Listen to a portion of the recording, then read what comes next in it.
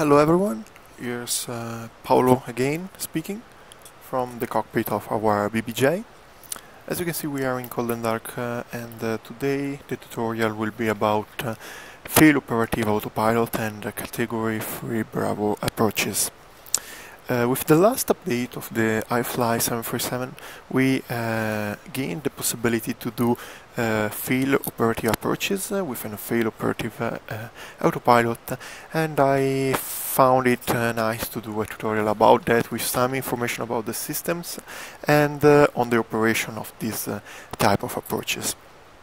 Until some days ago, we were only able to do a category 3 alpha approach that do not need the field operating system. This means that actually the aircraft cannot sense itself the failures and cannot proceed to continue the autoland in case of failure without the pilot discretion. With a fail passive system, a failure cannot deviate the aircraft from its path, while a fail operative autopilot with a failure does not preclude the possibility to do an autoland on a runway. Today we are parked at the General Aviation Apron at Fairbanks in Alaska, Papa Alpha Foxtrot Alpha, and as you can see, I've set up some very foggy weather for us, and this will be our weather for all the time from the takeoff to the arrival. Today I will focus on the arrival and on the category 3 Bravo approaches, because these need some training from real crew, and for us flying the iFly, the FS9 or FSX or anything else, is nice to know something more about that system. Talking about the autopilot system, the autoflight system, called AFS on the 737, is composed by two different systems, the AFDS and the autothrottle system. The autothrottle system controls the throttle and the speed, while the AFDS or autopilot flight director system, it is a dual system, controls all the other functions about roll and pitch on the 737. Both the autothrottle and the AFDS receive information from the FMC. Both the systems requires the commanded speed from the FMC computer, while the annual limits are sent only to autothrottle system. The controls for both the system are the FMC or flight management computer, as you know, with the CDU, the control display units, and with the MCP or mode control panel on the gular shell. The AFDS itself has two different computers inside that are the flight control computers, the FCC-A and the FCC-B. The FCC-A controls the left side of the screens and flight director, while the FCC-B controls the right side of the flight directors. You need to know that actually the FCC in use with single autopilot operation is just one, and it is just indicated by the MA light above the flight director switch that I'm now showing you here. Now, continuing our preparation, I can say you that the approach system and the approach mode of the autopilot is armed and actually activated with the up button that is here. The up button, when you push, actually illuminate a green light. Glide slope and localizer mode are armed, and the dual autopilot operation is enabled, so you can actually push also the second CMD button on the autopilot to arm the second autopilot that will actually engage at around 1500 feet radio altimeter. To use the up button, you need to select just at least one ILS frequency on one of the VHF nav radios on one side, actually on the activated autopilot side. If you tune both the VHF navigation radios before 800 feet radio altimeter, you are able to do a dual autopilot approach. Just some other important information: you actually can catch the glide slope before the localizer, but this is not a safe procedure. The vast majority of airlines does engage before the localizer prior to a glide slope. The localizer can be captured in heading select, in LNAV, or in control wheel steering roll. You can do a single channel approach after localizer capture. You will have single channel indication on the PFD. You do all the approach in one channel, and you will need to land manually, or you can do a dual autopilot approach with Autoland. If you want to exit from a approach mode, when the approach mode actually goes out, on the upper button the light will go out. This means that you cannot activate manually the mode. You just can exit the mode doing just a lot of things. You can actually press takeoff, go around, you can retune the VHF radius, and so on. When you actually see the second autopilot to engage both, you will see selected and armed on the PFD and the FMA the flare mode, and in case of a failure primitive autopilot like us, a flare mode and the rollout mode. The glide slope capture happens at 2/5 dot below, and the localizer capture start at half a dot from the left or from the right, but is actually changed from the angle you are arriving at the localizer.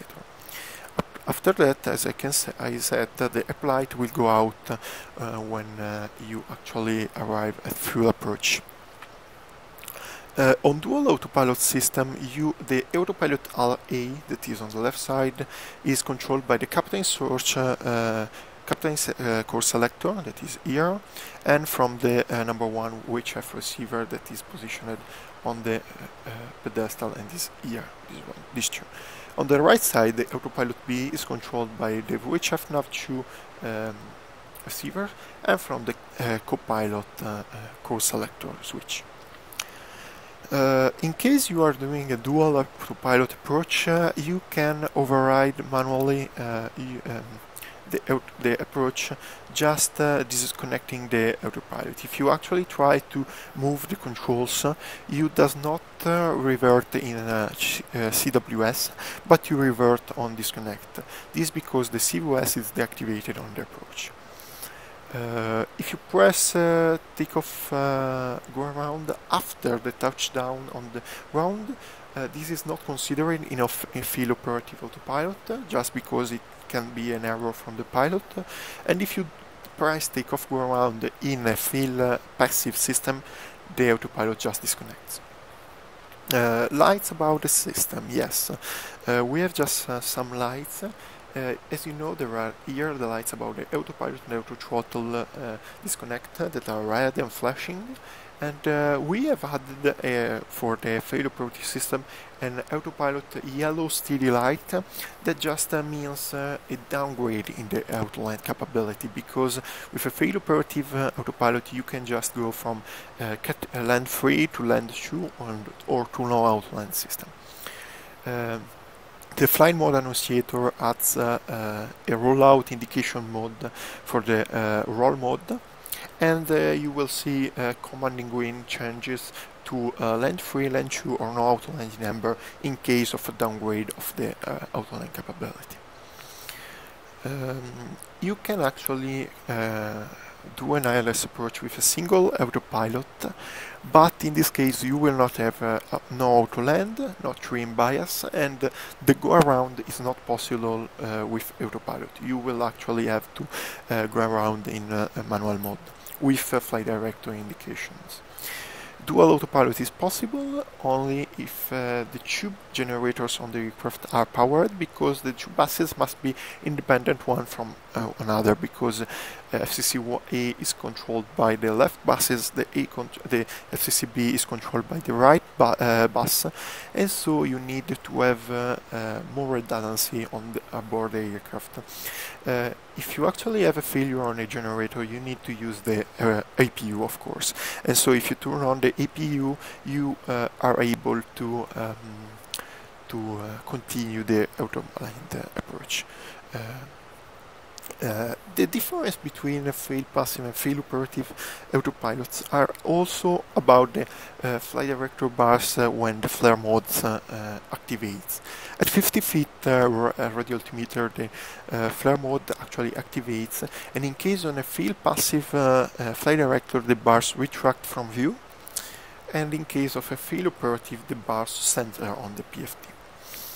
During dual autopilot approaches, actually both FCC are indicated on, and in this case, as I said, these master lights indicates which FCC is used at the moment. In case of the dual autopilot approach, both the master lights, the left and the right, will be on, because this means that both FCC are armed, both autopilot are engaged, and we have a redundancy okay for an automatic automatic landing or for an automatic go around. Other information is that actually at 1500 radio altimeter you see the both localizer and glide slope deviation bars to flash and become amber. This means that the aircraft is doing a pitch monitor confidence test, and after that one you actually see the aircraft to arm both the main Autoland system, so land 3, land 2 or command is if you are using a fail passive autopilot. Annunciation that you can find with the new Autoland capability are the land 3. In land 3 you have the highest level of redundancy. You have 2 autopilots, 3 IRS sources, sensor all working normally, and a single failure will not prevent you from doing an autoland. And below alert height, that is actually 200 feet above ground level or radio altimeter, you must know that any failure that happens now will not revert to land 2 or autoland. You just see land 3 indication all the time, and until the 2 autopilots are off and the speed is under 440 knots, you actually will find the alert about less redundancy, so when you actually have exited the runway. The land 2 indication is always green. There are 2 triangles on the left and the right side of the land 2 indicator, and this means a failure above alert 8, and you have reduced the redundancy. In case you are flying an autoland, this means that you are now fail passive, and it's okay. In case of another failure, you need to revert to manually, but you will have no deviation from the flight path. And the last one indication is amber, and is no autoland, and this means, of course, that you are unable to perform an autoland. Takeoff go around mode is armed below 2000 feet radio altimeter, or above this altitude in case the flaps are down or the glide slope is captured, in case you actually capture the glide slope from higher altitude from the NATC vector. In case you are actually flying an approach with dual autopilots, because in this case, in case of failure of one of the 2 autopilots, the other channel does not deviate from the path, but continue to check and fly the aircraft on this path. Now I want to give you some insight about the phases that goes onto a Category 3 Bravo autoland. The first phase is the approach, when you are actually arriving to the localizer and the glide slope, and you actually press the up button that illuminate. You have both the VHF nav radius tuned. The glide slope and localizer indication on the FMA will turn armed in white, and you can select the second autopilot to arm for engaging. Then you actually arrive at the lock capture that happens, as I said, half dot lock, and you actually also capture the glide slope. When you actually capture just the localizer, you will see a single channel indication on the primary flight display in yellow, the up light extinguished, and the go around mode is annunciating the N1 mode limit on the upper display unit. After that, you arrive at 1500 radio altimeter. The second autopilot couples, test of ILS deviation monitor system and radar servo test for the autopilot. You will see the single channel going out, the land free indication in green is displayed, flare and rollout mode are armed in white. You arrive at 800 feet radio altimeter, and this is the limit for the second AP engagement. You arrive at 500 feet radio altimeter. You have to check from the PFD that land 3 and land 2 indication are consistent, because this is the check for the crew to continue the autoland. You arrive at 450 50 feet radio altimeter, and in this phase, the alignment mode start. The autopilot just degrab the aircraft and continue the arrival into the runway. At 400 feet radio altimeter, the stabilizer is trimmed, nose up again to prepare for the autoland. At 200 feet radio altimeter, no autoland indication and land 2 indication are inhibited, and this is the alert 8 for our arrival. At 50 feet radio altimeter, the flare mode is active and the FD bar center. At 27 feet radio altimeter, the auto throttle command retard on the FMA.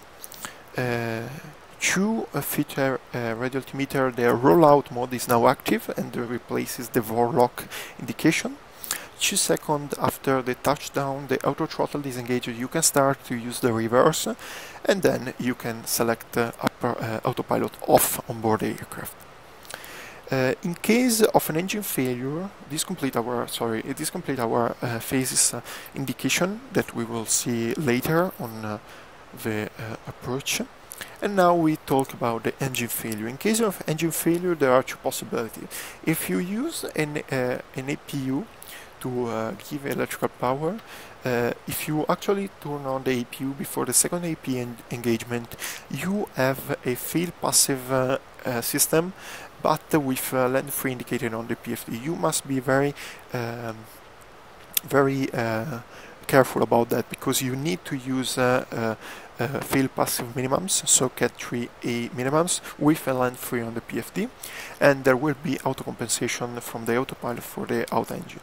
In case you do not start the APU on before second APU engagement, or you actually does not have the second AP engaged, there is no autoland possibility, because no autoland is indicated and the rollout mode is not possible.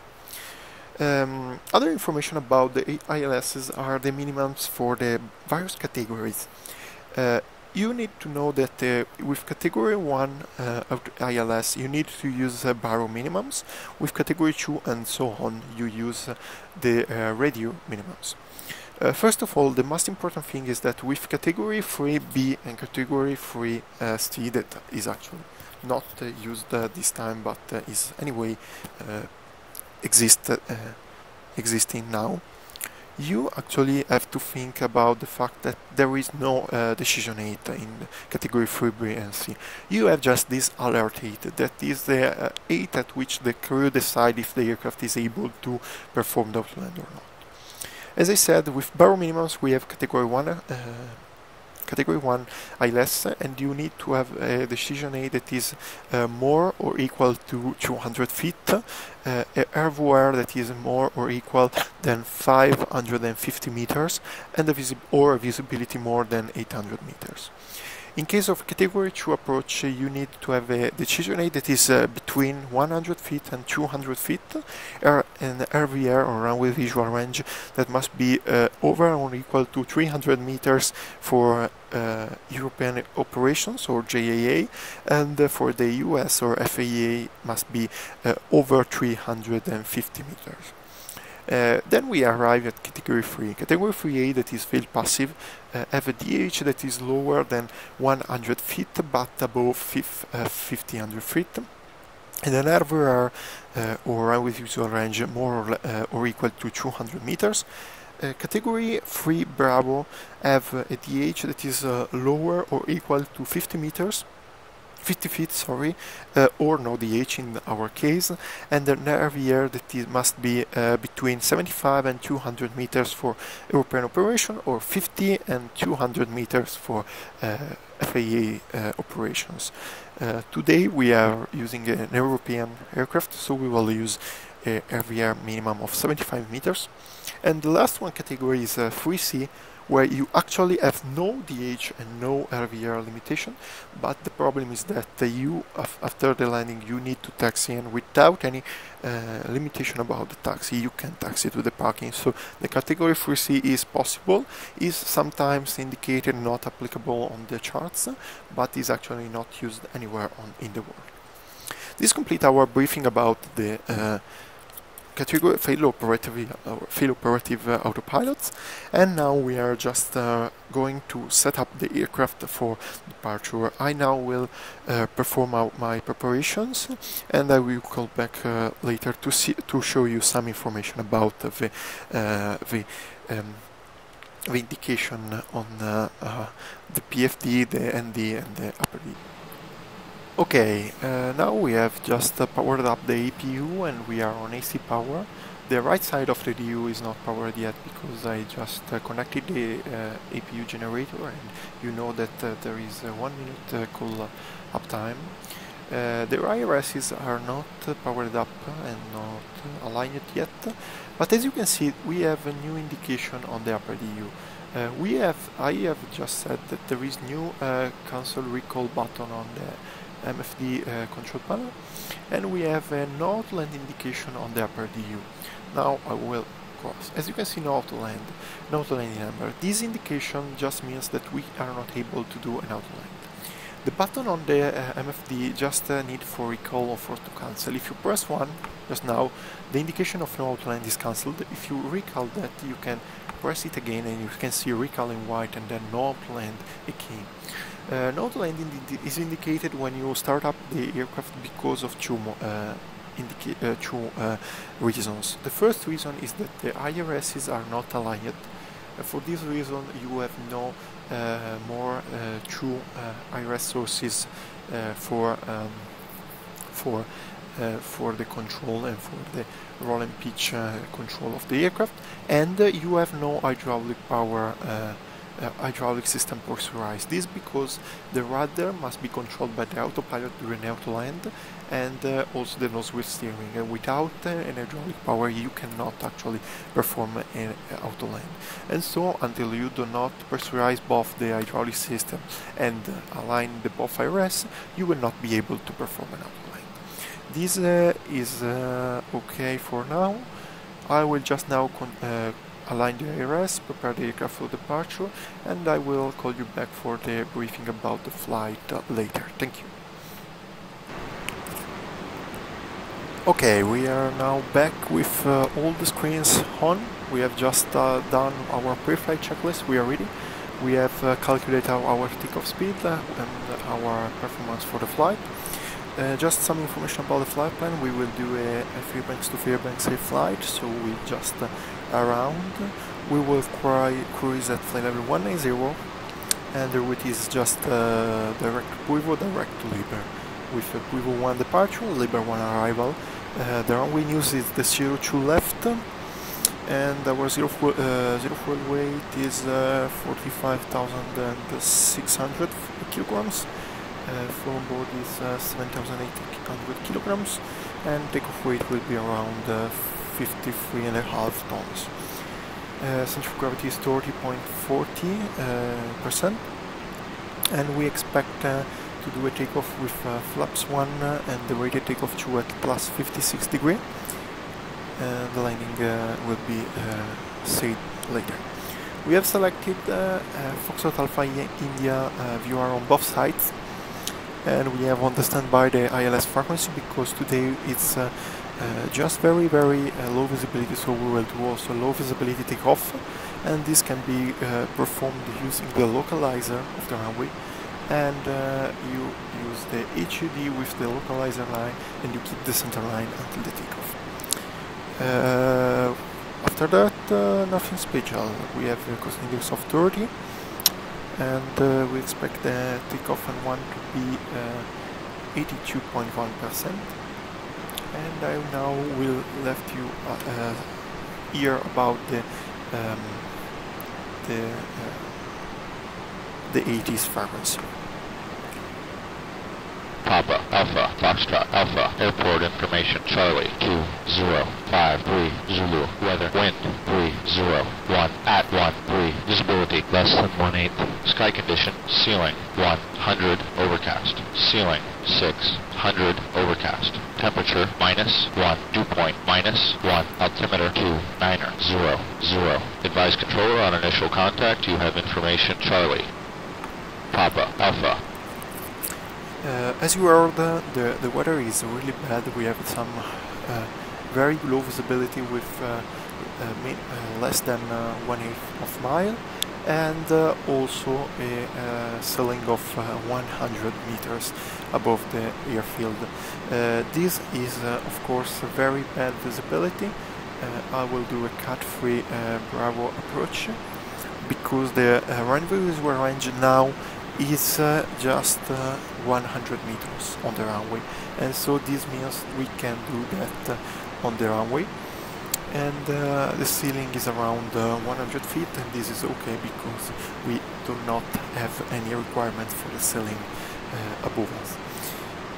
Now I will set up the aircraft. As you can see, we will cruise at 19,000 feet of 190, and I have yet set 190, and I will do just the briefing about the departure, and then we will just go for takeoff. I will restart the video just before the takeoff to show you the low visibility takeoff, and later on with also the approach. Thank you very much. Wait. Okay, we are now taxiing along the last taxiway Alpha Fairbanks, and we will just enter the runway from taxiway Eco for a low visibility takeoff from Fairbanks. As you can see now, we are taxiing slowly because we are approaching our clearance waypoint. And then we will ask for help. Okay, here we are. On the left side, the runway, and we are on Eco. Okay, just crossing. Means that the tower has just cleared us to enter the runway and wait, so we will enter the runway and prepare ourselves for the takeoff. I've just set up the head-up display with primary mode, that is the one used for low visibility takeoff. I've just selected the localizer frequency. As you can see on the PFD is indicated. There is the rising runway, there is the localizer deviation guide, and I have just selected the length of the runway, it is 11,800 feet. Now we will select that. We will stop here. Now we open the head-up display.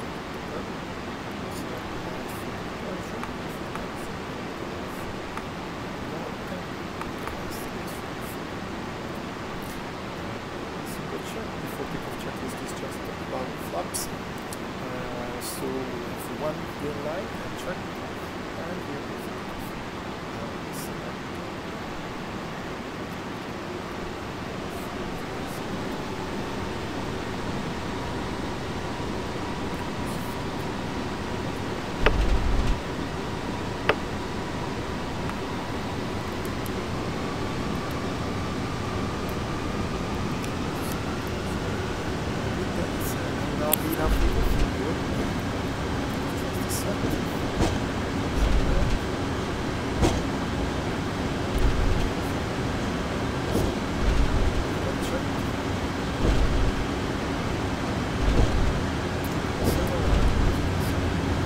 V1.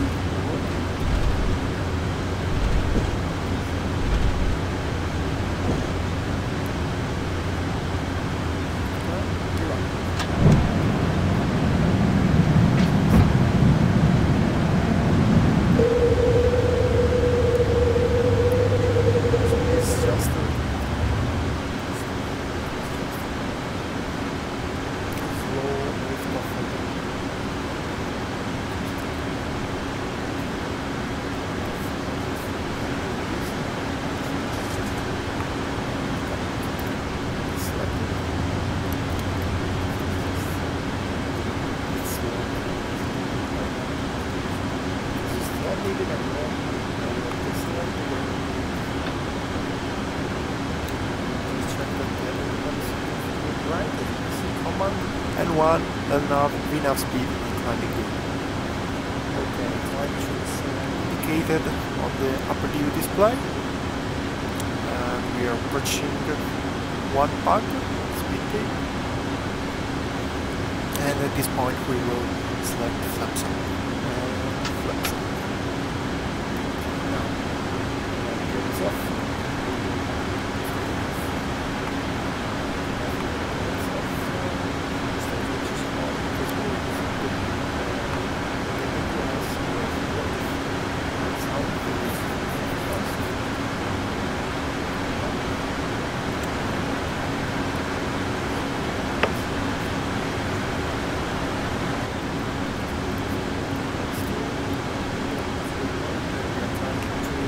Uh, 5,700 now, and we do the after takeoff checklist. Engine bleeds on, packs are auto, landing gear up and off, flaps up no line. This completes our climb sector, our climb out sector from the runway, and I will check it out with you again when ready to start our descent for category 3 approach. Thank you. Okay, here we are. We have just started up the descent into Fairbanks Airport, as you can see from the navigation display and from the PFD. The airport is flying in VNAV, and it will do just like that until the localizer capture into Fairbanks. Say that now we are just selected up our information about the landing. We will land on runway 02 left, and we will use an auto brake 1 selection. As you can see now I'm selecting AB1. We will have a margin of around 1,200 meters during the approach. As you can see now we are astern, sorry. We're passing the altitude, okay. 2902 selected in inches, and this is our pressure, relative pressure for ground. And now we are on the path for the descending into Libya. We need to do our approach briefing now. As I said, bearings for the runway is just said. As you can see on the MCP, both on the left and the right side is 017, that is the final approach course. And we have the brake set on AB1. The pads are selected. We will do a flaps 30 takeoff. Flaps 30 landing at 51.8 tons, and the approach speed will be 124 with up speed V up at 131, because we need 7 for wind correction. That is not actually 13, 14 knots with just some gusts. Say that we can keep the checklist now. As you can see, we are entering into the clouds around, and FMC okay, trust is required, and everybody will do it by itself. Okay, we have selected the altitude 2,100. That is our ILS glide slope capture altitude, because we do not have the ATC now, so we will just let the pilot to fly to this altitude. And about that, boxes FMC now 1 and 2 set. We have the Fox FFI India you are set. I have just set 109.1 on the left side. That is the ILS frequency, and I will left it until the 2,000 feet, where I will select also which FNAV2, and we will start our dual autopilot approach. About the briefing, we have an approach type is an ILS category 3 Bravo to runway 02 left with flaps 30. We expect to do not stop on the runway, but we will slow down a lot because there are no fast speed exits on PAFA. Aerodynamic information system is just like before, so the wind is 320 at 30 knots, some gusts at 80 knots, visibility is less than 1/8 of a mile, and the ceiling is overcast at 001. Whereas low visibility, abnormal configuration, nothing. Standard arrival is a Liber 1, is Liber without limitation, then Blues at above 7,100, Ursa at above 5,000, and Silas at above 4,000 feet. Then down to Cache, where we will need to be on the lock and glide at 2,100 feet. MSA of the zone is actually 4,500 feet. Transition level flight level 1 is 0 just passed. and we are on the inches 29 and 10 now. A brief approach is pretty much simple. There is no procedure for the arrival because we will do a direct arrival into PAFA from CATIIIB waypoint. The radio I set on the right side, we have the Foxtrot Alpha India viewer. On the left side I just set the ILS frequency. Minima is not required, we have an altitude of 200 feet. Go around is pretty much simple, just wait a little because we are entering downway, so turn on the engine ATS. Engine ATS is now on.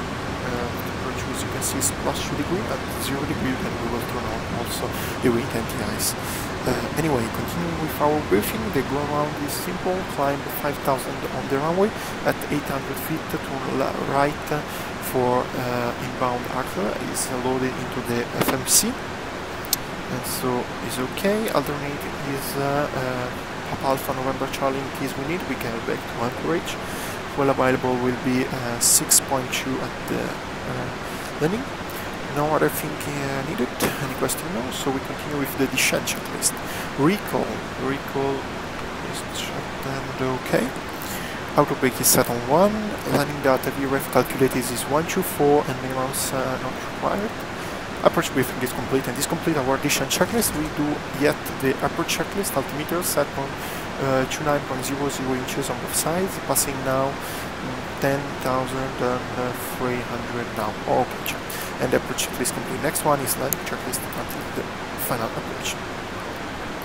Okay, as you can see now we are flying down to 10,000 feet, and the temperature is plus 4 degrees, so we do not need wind anti-ice.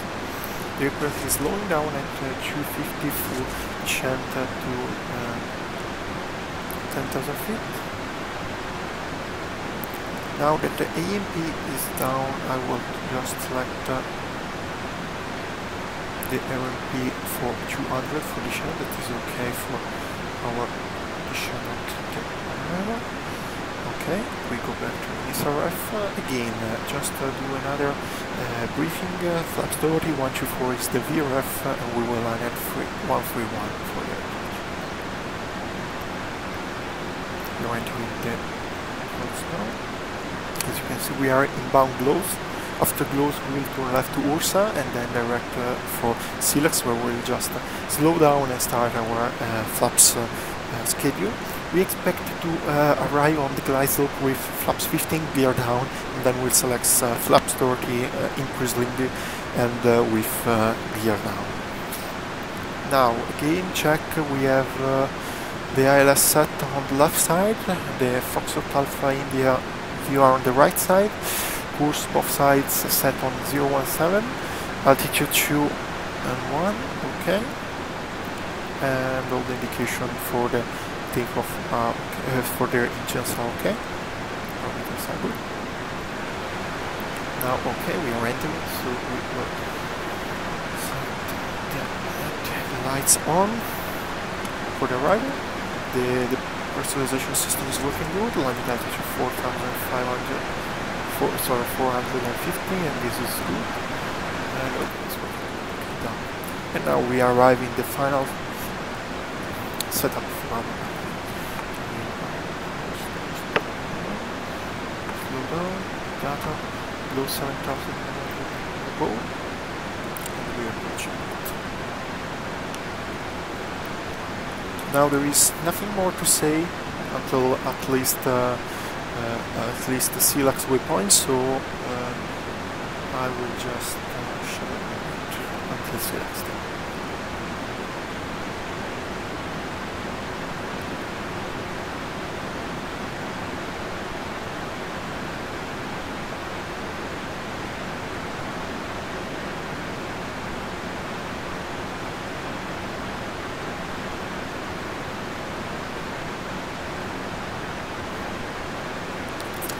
From the approach chart of the ILS, which is to left for CATIIIB, we have an airborne minimum of 600 feet for category 3B ILS. We have just checked out, and RVR runway 02 left is 650. So we are just pretty at the limits, but we will continue and continue for the arrival. We need to be at CLAX at 4,000 or above, but we will decelerate also, so we maybe will be just a little while. As you can see now, we are in the FMC speed and now the VNAV PAFA mode. The ILS is now captured. As you can see, there is those diamond sign in white. That means that the ILS has been taken, and you can check also, just if you zoom, the indicator of the ILS. That is India Charlie November Alpha, exactly as in the charts, and then 017 is the course selected. The DME is 18.5. We will need to catch the ILS at DME 7.0 at Cachinwood. As you can see now, we are on the VNAV path perfectly, and there is just some wind coming from the west, and we have now just passed Ursa, now going for CLAX at 4,000. Now probably the FMC will request for lower speed, and now remember that we are going to catch the VOR lock. I arm the VOR lock. As you can see, VOR lock is indicated armed white into the roll mode, and now the aircraft is speeding down. I will just select flaps 1, and the aircraft is going for 172. We will let the FMC to select its VOR lock is now active, as you can see, and the aircraft is going to catch the VOR lock. I will left in map mode until Cachin.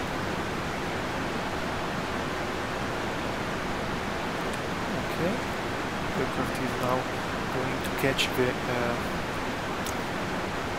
speed. We select flaps 2 also. No. Continue ignition. Caution.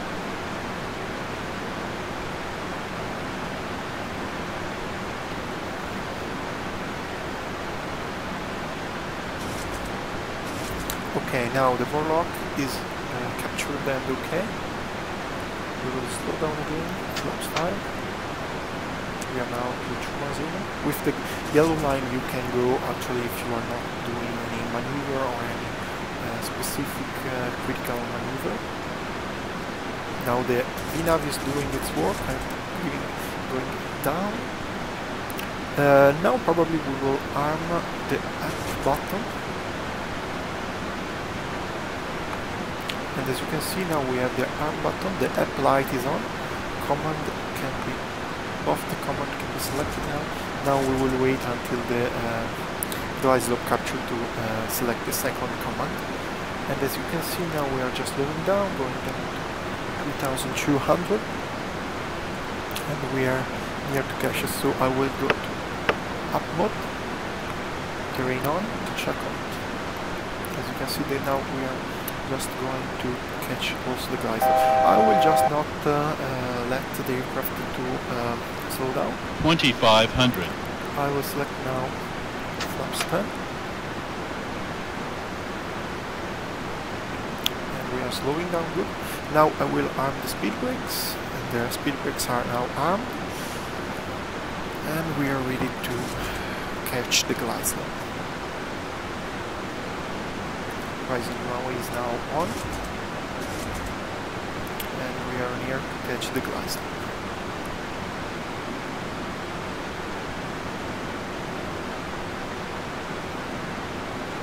Okay, glide slope capture, flaps 15, gear is down, and select the second autopilot.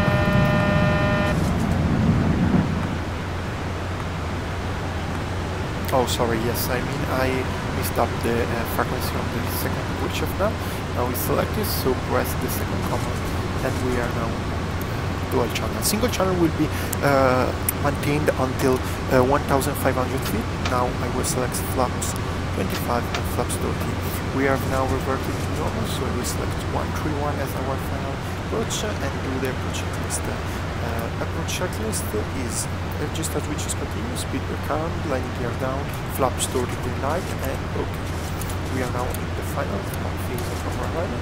As you can see now, we are approaching 1,500 feet per altimeter. Will see land free now indicated and the test mode is performed. And now we will go down and go around as indicated into the upper DU, and the aircraft is maintaining its path for the arrival into the airport. We need to select 5,000 as our missed approach altitude, which come online. As you can see, the gun light is now out because we cannot select until the ground. And as you can see now, we are passing 1,100 feet. 131 is selected. The speed is the wind is just a little bit more from the left. Is 330 knots, and we are keeping 131. 1,000. Autopilot 1 is selected. No indication. 1,000. At 8,000, we need to check that both the autopilots are on and are not okay. As you can see, the rollout and the flare modes are both armed into the FMA, and so we will wait until 500 feet where we need to check out the mode to continue the outline.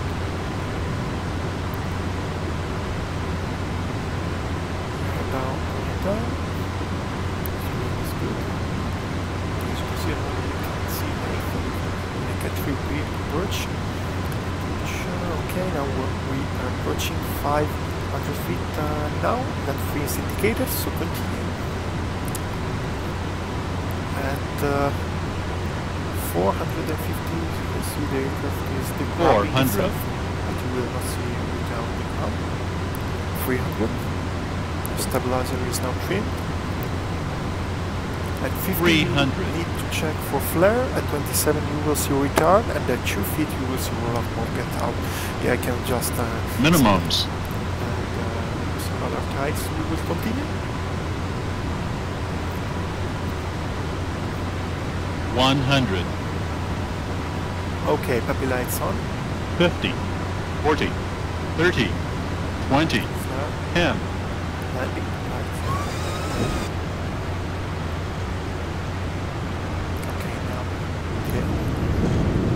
Thrust is off. I will select reverse.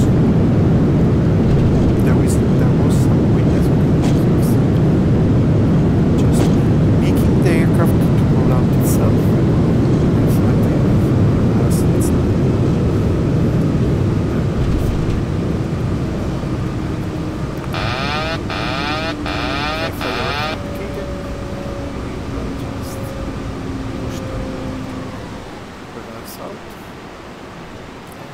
This is done. This was a completely outland card for a bring.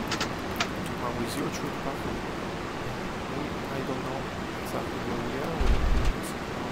From the road. And I hope you enjoyed the flight, the landing. There is just some wind about. If there is a lot of wind during the approach, the autopilot can just do not land on the center line, but this is normal. As now we were just some feet to the left of the center line. This is not a problem. It is just like in the real world, but with in-wind, an airline can be very, very, very serious. Thank you very much for watching. I hope you enjoyed the flight, and I hope you will follow also the channel and check out the other videos for the future. Thank you very much.